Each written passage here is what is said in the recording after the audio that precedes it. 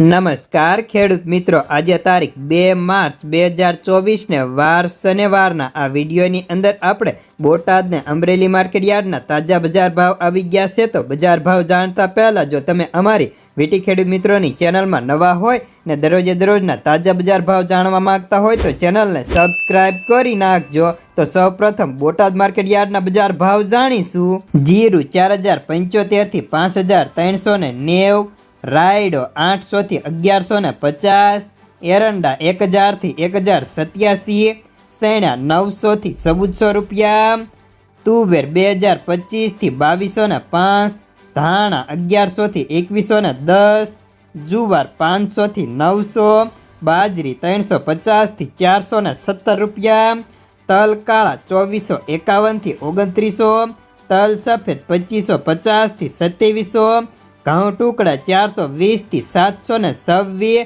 કપાસ 1360 થી 1657 રૂપિયા। તો હવે જાણીશું અમરેલી માર્કેટ યાર્ડના બજાર ભાવ।